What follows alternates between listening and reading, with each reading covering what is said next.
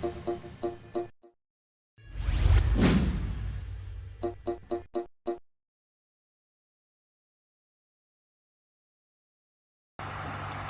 so we're going to be looking at the first particle system here. So we're going to open up a project, and this is from activity 921, and it's CC Snowfall Start, and it's the After Effects project. So you'll recognize this from the previous activity where we created this displacement map. So what we want to do now is add some snow to this. So it's pretty easy. So I'm just going to right click, make a new solid, and I'll just call it Snowfall. I'll leave it at make comp size and black, and on that new comp, right click, effect, simulation, CC Snowfall. Okay, so by default you don't really see much here because the snowflakes are too small. So up in the effect controls, we're going to set the size up to its maximum, which is 15. Okay, so now we have some snow falling. Now what we need to do is we need to composite that with the layers below by changing the blend mode to add. Okay, so now we've got some nice snowfall going on, but it's kind of, the snow is falling down, but clearly the wind is blowing quite hard from right to left. So we need to go in here and change the wind direction. And I'm going to change it to 1000. So now you can see that the snow is, oh no, minus 1000. It needs to be going the other way. There we go. So now the snow is kind of at a much sharper angle, indicating a very strong wind. I then also want to change the wiggle so that it's not as in a straight line. It's kind of wiggling a bit because the wind is turbulent. So I'm going to set that up to 50. Okay, and then let's just render this and see what it looks like.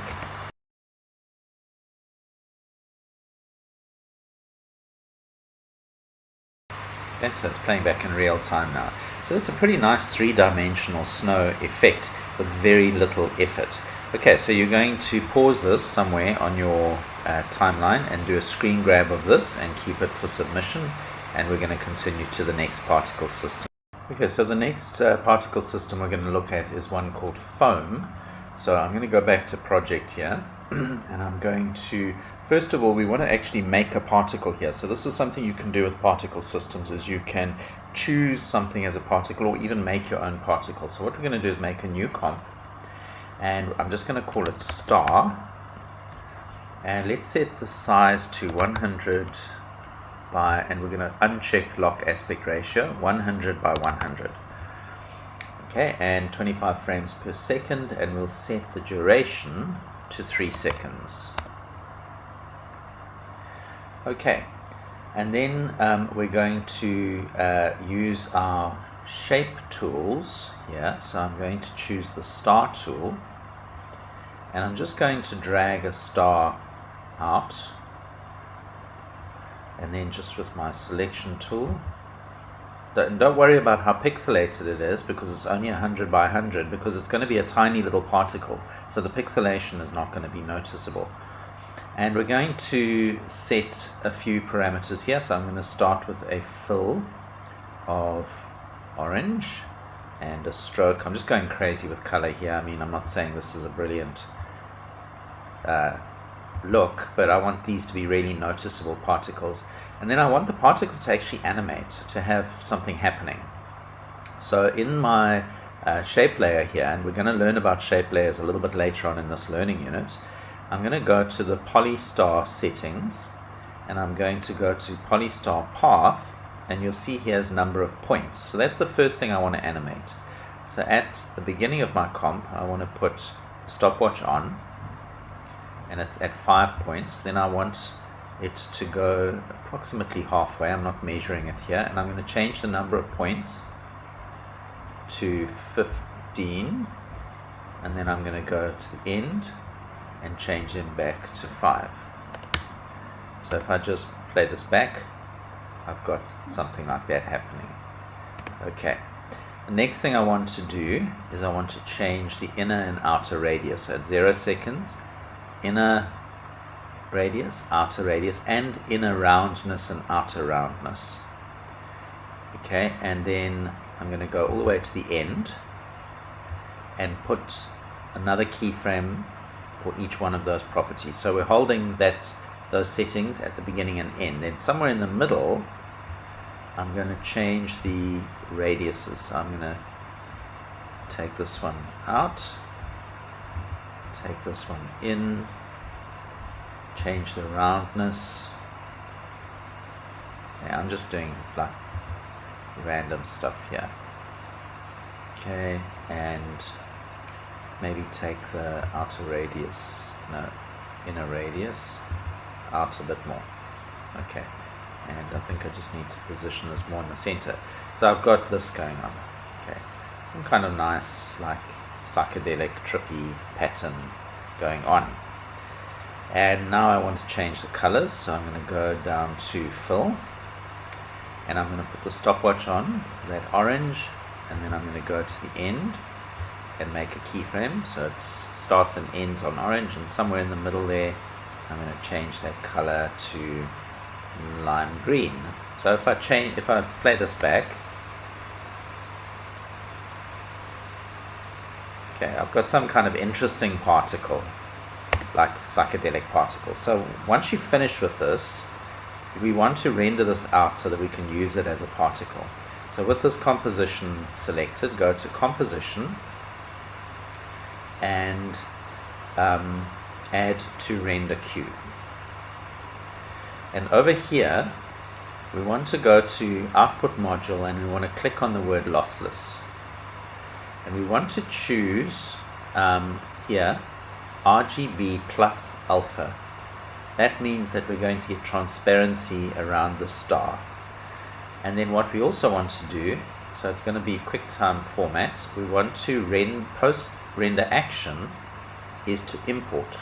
So once it's rendered out a little movie clip, it's going to import it into this composition or into this project. And then I'm just going to press OK, and output to, just in case I lose it or something, I'm going to just put it on my desktop so I know where it is, and then I'm going to render it. Okay, so now I have this little star that's been rendered in here, and this is what it looks like. Okay, and if I put my transparency grid on, there you can see it's got transparency. Okay, perfect. So we're ready now to move on to play around with this. So I'm going to make a new comp, and I'm just going to call it foam effect. We'll set it to HD TV 1080-25, and we'll set the duration back to 10 seconds. Okay, and now we're going to add that star movie into here, and we're going to make a new black solid, and I'll just call this particles, and we'll leave it as make comp size and black.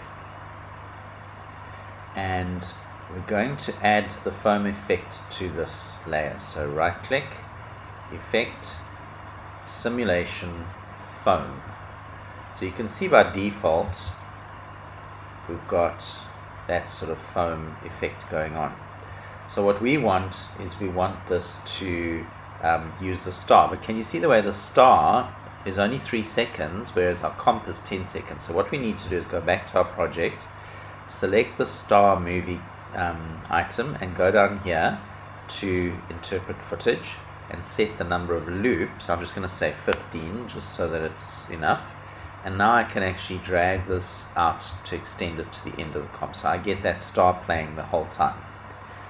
Alright, so now on this particles layer solid, we're going to go to effect controls, and we're going to change a few things here. So we're going to first of all change draft to rendered. We're going to go to our rendering area, and we're going to say layer star. Okay, and I'm just going to scrub this and see what I get.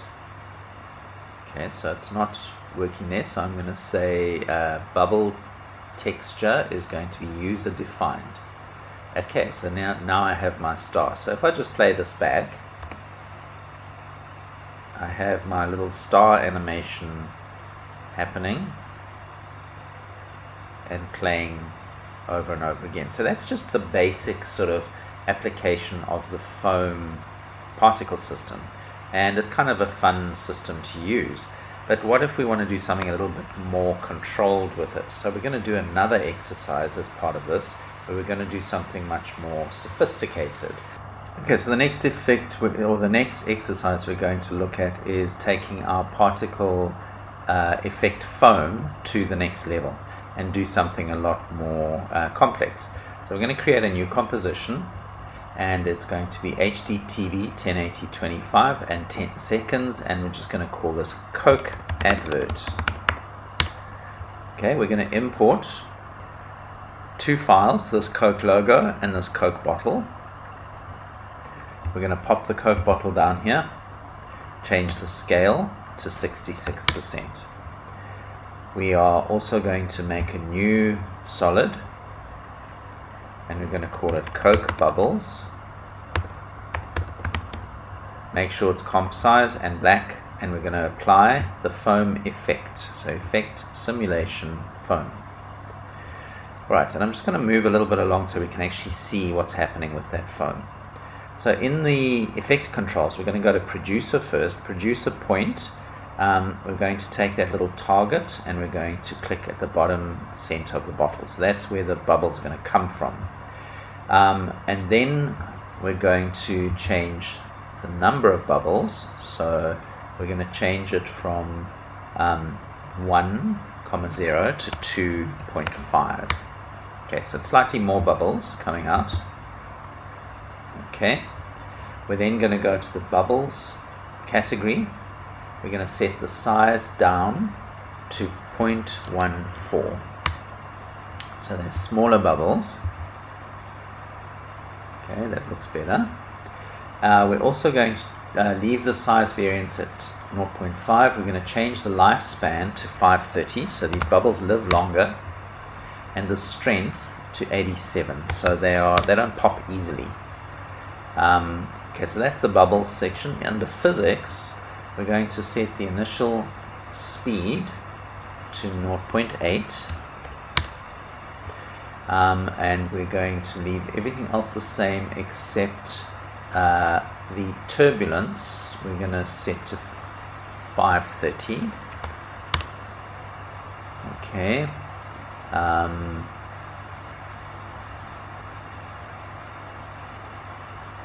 Is that right? Turbulence 0.5, sorry. So 0.5. Just losing my place in my settings here. So that's important for me to mention here, is these numbers aren't just coming out of my head. They're not magic numbers. I've actually played around with the settings until I've got what I wanted. So that's how these particle effects work. You have to dig into the properties and just fiddle around until you get exactly what you want. Okay, so I think I'm okay here. Initial speed is fine. Wind speed, let's make that 9. Okay, so a little bit faster. And we'll set the wind direction to 0. Okay, so they're all basically just floating up like that. That's what I want. Alright, then we're going to change the view from draft to rendered. And we're going to go into the rendering section and we're going to change the bubble texture to amber bock, which kind of looks like Coke bottles if I just zoom in here a bit. They look like Coke bottles. Not Coke bottles, Coke bubbles. Alright, so now we need to mask these bubbles so that they only appear in the bottle. So we're going to do that with a track matte. So we're going to create a new solid, make it black, and we'll just call this bottle mask. I'm going to set the transparency down to 50% while I'm working so that I can see what I'm doing. I'm going to take my pen tool, make sure that mask layer is selected, and just hit my tilde key to go full screen so I can see what I'm doing, and make sure Roto Bezier is on, and we're going to just go around. You can be really rough with this. It doesn't have to be, oops, I went too far there. I'm going only up to the label. Okay, and just around the bottom of the bottle. Okay, and we're going to do above the label, just where the liquid is.